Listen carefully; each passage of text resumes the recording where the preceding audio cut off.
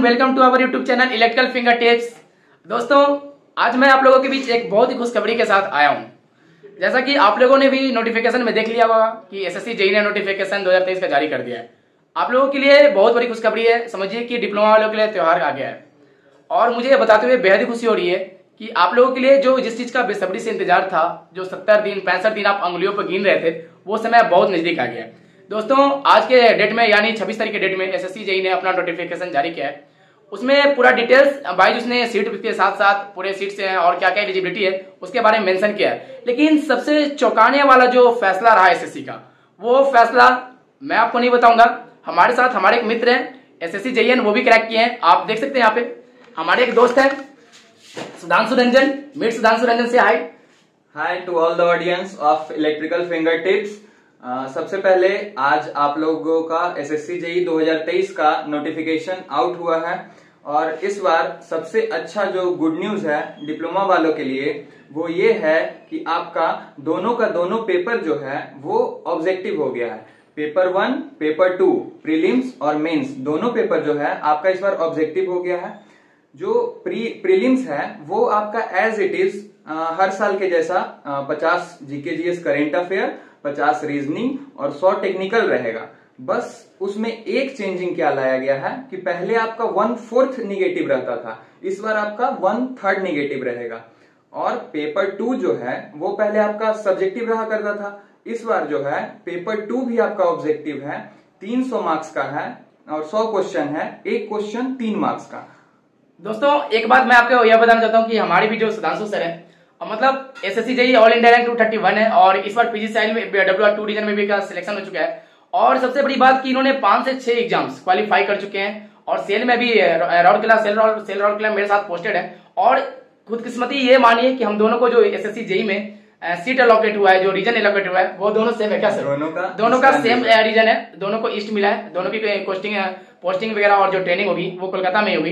तो हमें बहुत ही खुशी हो रहा है कि मतलब कि हम दोनों स्क्रीन शेयर कर रहे हैं आप लोगों के बीच और एसएससी का जो नोटिफिकेशन आया वो आप लोगों के बीच शेयर कर रहे हैं। इसका पीडीएफ का भी एनालिसिस करवाएंगे अभी, लेकिन उसके बाद पहले कुछ चीजें जो इंपॉर्टेंट है और जो एसएससी एस्पिरेंट्स के लिए सर कहना चाहेंगे वो सुनिए इनसे। देखिए, ये जो पेपर ऑब्जेक्टिव किया है इससे आपको एक एडवांटेज क्या मिलेगा कि जैसे आपका पेपर 2 में मेंस के प्रिपरेशन के लिए आपको क्या करना पड़ता था कि पूरा का पूरा आपको डिस्क्रिप्टिव टाइप का पेपर अटेम्प्ट करना पड़ता था। अब क्या है कि आप प्रीलिम्स का जो प्रिपरेशन करेंगे उसी में आपका जो मेंस जो है वो ऑब्जेक्टिव हो गया है, तो मेंस का भी आप प्रिपरेशन साथ साथ में आपका हो जाएगा। निगेटिव मार्किंग बहुत ज्यादा इंपैक्ट डालेगा और स्पेशली प्रीलिम्स में बहुत ज्यादा इंपैक्ट डालेगा क्योंकि 1/3 निगेटिव हो गया है। 1/3 निगेटिव बहुत ज्यादा होता है, ठीक है। उसके बाद आपका इस बार जो सीट है सीपीडब्ल्यूडी इलेक्ट्रिकल में आपका टोटल 124 सीट है। ये जो है कंफर्म सीट नहीं है, एसएससी के द्वारा ये जो टेंटेटिव वैकेंसी बोला जाता है ना वो है। तो एक्सपेक्टेड वैकेंसी एसएससी के द्वारा 124 सीट है। ये मे बी इंक्रीज या डिक्रीज हो सकता है, ठीक है। हम आगे नेक्स्ट पीडीएफ में भी चर्चा करेंगे, पीडीएफ भी आपको खोलकर दिखाएंगे और पीडीएफ डाउनलोड कर लिए हम लोगों ने। तो चलिए पीडीएफ की चर्चा करते हैं, पीडीएफ दिखाते हैं आपको और पीडीएफ पे डिटेल वाइज एनालिसिस करवाकर आपको बताते हैं कैसे क्या पोस्ट है, किस डिपार्टमेंट में कितने पोस्ट हैं और किसे रिवाइज किया गया है और किसमें क्या चेंजिंग है, क्या एलिजिबिलिटी क्राइटेरिया रखा गया है और क्या क्या डिपार्टमेंट इस बार फिर से एड ऑन किए गए हैं। तो चलिए उसका पूरा एनालिसिस आपको पीडीएफ के थ्रू करवाते हैं। तो देख पा रहे हैं कि एसएससी जेईई का ऑफिशियल नोटिस आ चुका है और दिख रहा होगा आपको junior engineer civil mechanical and electrical examination 2023 ये प्रोग्राम जो इन्होंने रिलीज किया है। तो दोस्तों, आज मैं इसमें कितनी वैकेंसी है और क्या कब तक स्टार्टिंग डेट है और कब लास्ट डेट है उसकी चर्चा करेंगे। थोड़ा एग्जाम पैटर्न पे भी चर्चा कर लेंगे, जैसा कि आपको हमारे सुधांशु सर ने बताया है इसके बारे में ब्रीफ, लेकिन थोड़ा इसमें डिटेल आपको मैं दूंगा। चलिए, तो आप सबसे पहले देख लीजिए स्क्रीन पे कि dates for submission of online application. दोस्तों, ऑनलाइन सबमिशन का जो डेट है वो 26 जुलाई से 16 अगस्त 2023 तक है। याद रखेंगे दोस्तों, इसकी जो लास्ट डेट है, क्लोजिंग डेट है 16 अगस्त 2023 है। दोस्तों, एक बात मैं आपसे यहाँ पर और कहना चाहूंगा कि आप लोग जिस भी कैटेगरी से आते हैं उसका सर्टिफिकेट आप पहले बनवा लें, बहुत इंपॉर्टेंट है। इस बात को याद रखेंगे, नहीं तो आपको बहुत ज्यादा परेशानियों का सामना करना पड़ेगा। बहुत सारे बच्चे अभी जो ज्वाइनिंग के वक्त है 2022 के जो सिलेक्शन हुए हैं उसमें बहुत सारे बच्चों को यह दिक्कत आ रहा है कि उनके पास ओबीसी सर्टिफिकेट नहीं है, मतलब जो डेट है क्लोजिंग डेट उसके पहले का। तो इस बात को याद रखिएगा कि अभी आप बनवा लें और जो सर्टिफिकेट वगैरह है वो अभी इस साल का बनवा लें, इस ईयर का रिसेंट का बनवा लें। फिर देखिए जो लास्ट डेट यहाँ पे मेंशन है वो 16 अगस्त है दोस्तों 16 अगस्त जो है वो लास्ट डेट है, 11 बजे रात्रि तक भरा जाएगा, याद रखिएगा। Date of window for application form correction and online payment of correction charges, इसका भी डेट यहाँ पे मेंशन है कि 17 अगस्त से 18 अगस्त तक इसका जो डेट पोर्टल ओपन होगा करेक्शन के लिए। फिर tentative schedule of computer based exam जो है, देखिए दोस्तों आप लोग को पहले भी पता है कि इसका संभावित जो तिथि है एग्जाम का वो अक्टूबर में 9, 10, 11 के करीब ही होने वाला है। चलिए आगे बढ़ते हैं, आपके जो मेन पॉइंट्स है उसकी तरफ, जो वैकेंसी है उसकी तरफ आपको दिखा देते हैं। देखिए दोस्तों यहाँ लिखा हुआ है कि staff selection commission will hold an open competitive examination for recruitment to the post of junior engineer civil mechanical and electrical for organisations offices of the government of India. The posts are of group B, non gazetted, non ministerial in level 6 और जिसका पे scale 35,400 से 1,12,400 है, of पे matrix of 7th central पे commission. देखिए दोस्तों 7वां वेतन आयोग पे मतलब ये पे स्केल है और लेवल 6 की जो वैकेंसी है आपको भी पता होगा, नॉन मिनिस्ट्रियल में आता है, नॉन गैजेटेड है और ग्रुप बी की वैकेंसी है, आपको भी पता होनी चाहिए। तो मैं इसमें जितने भी पोस्ट हैं और जो एलिजिबिलिटी क्राइटेरिया है उसमें सिर्फ डील कर देता हूँ, एज लिमिट तो आप देख लेंगे। चलिए तो डील करते हैं पहले, सबसे पहले बीआरओ बॉर्डर रोड ऑर्गेनाइजेशन।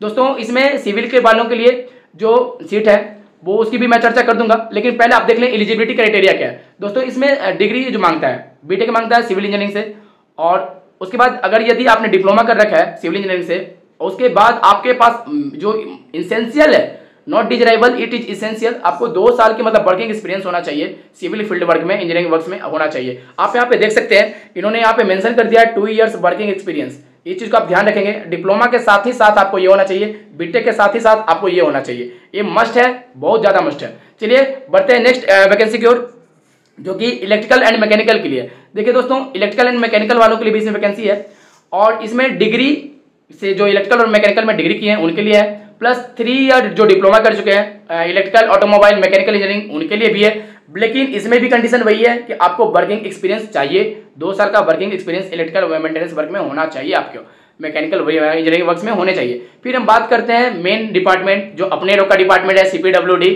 दोस्तों बहुत क्या बोलूं, सीपीडब्ल्यूडी जब नाम सुनता है तो खुशी सा अलग सा लहर दौड़ता है अंदर से, और मैं कोशिश करता हूं कि आप भी संभावित जो मतलब भावी इंजीनियर है, आप लोग एसएससी जेईई के पोस्ट होल्ड करने वाले हैं, तो ध्यान से सुने कि जो इसमें सिविल की वैकेंसी है और उसकी भी मैं चर्चा कर दूंगा, लेकिन इसमें एलिजिबिलिटी सिविल वालों की है, डिप्लोमा होने चाहिए, वैसे ही इलेक्ट्रिकल में मैकेनिकल में डिप्लोमा होना चाहिए किसी भी रिकॉग्नाइज्ड यूनिवर्सिटी और इंस्टीट्यूट से, और इसका एज लिमिट 32 साल है, दोनों का याद रखिएगा, बीआरओ का 30 साल था। फिर देखिए सेंट्रल वाटर कमीशन, इसमें भी सिविल और मैकेनिकल की वैकेंसी आई हुई है, जिसमें डिग्री और डिप्लोमा दोनों अप्लाई कर सकते हैं। इसमें मेंशन साफा है, इसमें कोई वर्किंग एक्सपीरियंस नहीं मांगा है। सेंट्रल वाटर कमीशन में बैचलर डिग्री और डिप्लोमा दोनों बढ़ सकते हैं सिविल में से, लेकिन मैकेनिकल वालों के भी, इसमें इलेक्ट्रिकल वालों को मेंशन नहीं किया है। दोस्तों आप एक चीज नोटिस कर पा रहे होंगे यहाँ पे कि इसने जेई सिविल तो मेंशन कर दिया है, मैकेनिकल मेंशन कर दिया है, बट इसमें इसने इलेक्ट्रिकल वालों को मेंशन नहीं किया है। तो याद रखेंगे सेंट्रल वाटर कमीशन में इस बार सीट नहीं है इलेक्ट्रिकल वालों की। फिर चलिए आगे दिखाता हूँ, department of water resources, river development and Ganga rejuvenation Brahmaputra board, इसमें सिविल वालों की वैकेंसी है, जिसमें जो एलिजिबिलिटी क्राइटेरिया है वो 3 years diploma in civil engineering है। किसी भी रिकॉग्नाइज्ड यूनिवर्सिटी से या इंस्टीट्यूट से आपका सिविल इंजीनियरिंग होना चाहिए 3 साल का, और एज लिमिट इसका भी 30 years है। चलिए बढ़ते हैं नेक्स्ट, फरक्का विराज की वैकेंसी है, देख लेंगे आप, डिप्लोमा इसमें भी मांग रहा है, फिर से सिविल पे मैकेनिकल दोनों सेम क्राइटेरिया है। फिर मिलिट्री इंजीनियरिंग सर्विस MES, दोस्तों ये भी बहुत ज्यादा इंपॉर्टेंट डिपार्टमेंट है, सीपीडब्ल्यूडी के बाद सबसे ज्यादा अगर कोई डिपार्टमेंट इंपॉर्टेंट है तो MES ही है। याद रखिएगा इसमें डिग्री वालों के लिए, सिविल से जो डिग्री वाले किए हुए हैं, या 3 years डिप्लोमा है, लेकिन उसके साथ ही साथ आपको 2 years का एक्सपीरियंस भी चाहिए, ये बहुत मस्ट है। दोस्तों आपको यहाँ पे देख सकते हैं कि 3 years डिप्लोमा के साथ आपको 2 years एक्सपीरियंस भी चाहिए, बहुत ज्यादा ये मस्ट कंडीशन है, आपको याद रखना है इस चीज को। फिर वहीं इलेक्ट्रिकल एंड मैकेनिकल वालों के लिए भी सेम क्राइटेरिया है कि डिग्री होल्डर और जो डिप्लोमा किया वो भी डाल सकते हैं, लेकिन साथ ही साथ आपको 2 years वर्किंग एक्सपीरियंस होना चाहिए इलेक्ट्रिकल और मैकेनिकल इंजीनियरिंग वर्क्स में। फिर दोस्तों ministry of port shipping and airways Andaman Lakshadweep harbour work, ये आप देख लेंगे, सिविल और मैकेनिकल के डिप्लोमा इसमें क्राइटेरिया है। फिर नेशनल टेक्नीशियन रिसर्च, जिसे NTRO बोलते हैं, उसमें भी सिविल इलेक्ट्रिकल मैकेनिकल की वैकेंसी आई हुई है, और इसमें भी डिप्लोमा की जो क्राइटेरिया है वो रखा गया, और मैक्सिमम जो एज है क्राइटेरिया वो अप टू 30 years है। चलिए आपको दिखा दें इसमें जो सीट्स का जो डिस्ट्रीब्यूशन है वो भी थोड़ा दिखा देते हैं आपको। देखिए दोस्तों जो टेंटेटिव वैकेंसीज है ये मतलब फिक्स नहीं है, टेंटेटिव है, जैसा कि सुधांशु सर ने आपको बताया कि ये टेंटेटिव वैकेंसी है।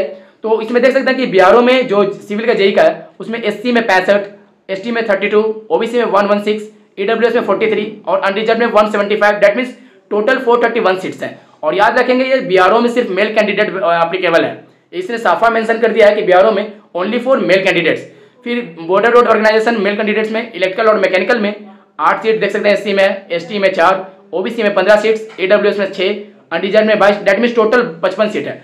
वहीं अपना central public work department CPWD, जिसमें सिविल वालों के लिए एससी में देख सकते हैं आप कि यहाँ पे एससी में 78, वहीं 35 एसटी में, 82 आप देख सकते हैं ओबीसी में है, फिर 32 आपके जनरल कैटेगरी में, अनरिजर्व कैटेगरी में ईडब्ल्यूएस में, फिर 194 आपको अनरिजर्व में है। दैट मीन्स दोस्तों 421 जो सीट्स हैं वो आपके इसमें टोटल है सीपीडब्ल्यूडी में, और 2 क्राइटेरिया और रखे गए हैं इसमें, ओएच और हैंडीकैप के लिए है, उसमें भी 6 सीट्स हैं, ये भी ध्यान दीजिएगा। फिर इलेक्ट्रिकल की बात करें तो इसमें एससी वालों के लिए 15 सीट, एसटी के लिए 10 सीट, और उसके बाद ओबीसी के लिए इसमें जो है 15 सीट रखे गए। दोस्तों इस बार ओबीसी की बहुत कम सीट है, सीपीडब्ल्यूडी में इस बार ओबीसी की बहुत कम सीट है, टोटल 15 सीट है। अनरिजर्व में 10 सीटें रखी गई हैं, और सॉरी ईडब्ल्यूएस में 10 सीटें रखी गई है, वहीं अनरिजर्व में 74 सीटें रखी गई है। दैट मीन्स इस बार सीपीडब्ल्यूडी इलेक्ट्रिकल के लिए टोटल 124 सीट्स हैं। दोस्तों इस बार सीट कम है, आपको मेहनत थोड़ा ज़्यादा करना है। अगर मेहनत आप नहीं करेंगे तो मतलब आपको कठिनाइयों का सामना करना पड़ेगा। देख लीजिए इस बार सिर्फ 124 सीट्स है, जबकि पिछले बार 232 सीट्स अप्रॉक्स थे, तो इस बात पे आपको ध्यान रखना है। फिर वहीं सेंट्रल वर्क कमीशन आप देख सकते हैं, इसमें भी सिविल और मैकेनिकल की वैकेंसी आप देख सकते हैं, 24, 10, 23, 34 ऐसे मेंशन है, टोटल 188 सीट्स हैं। देख लीजिएगा सीपीडब्ल्यू जो सेंट्रल वाटर कमीशन है, इसमें भी आप सीट डिस्ट्रीब्यूशन देख लीजिएगा, 3, 1, फिर 4, 2, 13, टोटल 23 सीट हैं, ऐसे देख लीजिएगा आप। और वैकेंसी का टोटल पीडीएफ यहाँ पे है, आप देख लीजिएगा। फिर हम बात करते हैं मिलिट्री इंजीनियरिंग सर्विस की, इसमें सिविल वालों के लिए एससी में 4, एसटी में 2, फिर से वहीं आप देख सकते हैं कि ओबीसी में 8, ईडब्ल्यूएस में 3 और अनरिजर्व में 12, डेट मीन टोटल 29 सीट्स हैं सिविल के लिए। वहीं इलेक्ट्रिकल और मैकेनिकल वालों के लिए एससी में 3, एसटी में 1 और फिर से ओबीसी में 5, ईडब्ल्यूएस में 2 और अनरिजर्व में 7, डेट मीन्स की टोटल 18 सीट्स हैं। दोस्तों आपने टोटल सीट डिस्ट्रीब्यूशन देख लिया होगा यहाँ पे कि कैसे कैसे है, और आपको इसी अकॉर्डिंग अपने आप को मजबूत कर लेना कि सर वैकेंसी कम है। अगर आप इस पर मेहनत नहीं करेंगे दोस्तों तो आप लैग कर जाएंगे कहीं ना कहीं। तो स्ट्रैटेजी जो अभी 70 दिन बचा हुआ है, इसमें आप अपने आप को स्ट्रांग बना लीजिए, गांठ बांध लीजिए कि हर दिन हमें मेहनत करना है और इतनी तगड़ी मेहनत करना है कि इस बार रिजल्ट लेके आना है। दोस्तों इस बार दोनों पेपर जो आपका है वो दोनों ऑब्जेक्टिव बेस्ड है, कंप्यूटर बेस्ड टेस्टिंग होगा, जैसा कि एसएससी ने अपनी साइट पे मेंशन किया है, नोटिफिकेशन में मेंशन कर दिया, वो भी मैं आपको दिखा देता हूँ एक बार। चलिए बढ़िए, एनटीआरओ में भी सीट डिस्ट्रीब्यूशन इस तरह से है। चलिए मैं आपको वो चीज़ दिखा देता हूँ जहाँ पर इसने मेंशन किया है, वो चीज़ दिखा देता हूँ दोस्तों आपको। बढ़ते हैं नीचे, थोड़ा नीचे डाल दिया है उसने। बस मेहनत करना है दोस्तों, कोई बड़ी बात नहीं है। 124 सीट्स में भी आपका सिलेक्शन हो सकता है, कोई बड़ी बात नहीं है। सिलेक्शन होने को तो एक सीट में भी होता है, होने के बाद आपकी मेहनत के ऊपर डिपेंड करता है दोस्तों, और वो आपको मेहनत करना है। मैं अपने चैनल पे लगातार स्टैटिस्टिक्स के क्वेश्चन डाल रहा हूँ, वहाँ से आप उस चीज़ को पढ़ें। समय समय पे मैं इलेक्ट्रिकल के भी इंपॉर्टेंट टॉपिक्स डाल दूंगा, वो भी आप देखेंगे। चलिए मैं वो दिखा रहा हूँ जो वहाँ पे मेंशन किया। देखिए आपको सेंटर ऑफ एग्जामिनेशन है, आप इसे एक बार देख लेंगे। मैं पीडीएफ का लिंक अपने जो डिस्क्रिप्शन है उसमें डलवा दूंगा, और टेलीग्राम से आप डाउनलोड कर सकते हैं उस पीडीएफ को। उसको दिखा रहा हूँ मैं आपको, बहुत नीचे में थोड़ा दिया। हाँ दोस्तों यहीं पे देखिए स्कीम ऑफ एग्जामिनेशन। देखिए दोस्तों यहाँ पे मेंशन कर दिया the computer based examination will be conducted in 2 papers as indicated below, paper 1 and paper 2। दोस्तों पेपर 1 कंप्यूटर बेस्ड एग्जामिनेशन, जिसमें जनरल इंटेलिजेंस एंड रीजनिंग जो है 50 मार्क्स का पूछा जाएगा। याद रखिएगा 2 आवर का पेपर है, लेकिन जो स्लाइड्स वगैरह होते हैं उनके लिए 2 घंटा 40 मिनट का पेपर होता है, ये भी देख लीजिएगा। जिसमें जनरल अवेयरनेस के भी जो क्वेश्चन आएंगे वो भी 50 मार्क्स के आएंगे। और पार्ट ए जो जनरल इंजीनियरिंग है, सिविल हो या स्ट्रक्चरल हो या इलेक्ट्रिकल वालों के लिए हो या मैकेनिकल वालों के लिए हो, वो तो डोमेन पेपर में 100 क्वेश्चन रहते ही हैं आपके, इसमें कोई चेंजिंग नहीं हुआ इस पैटर्न में।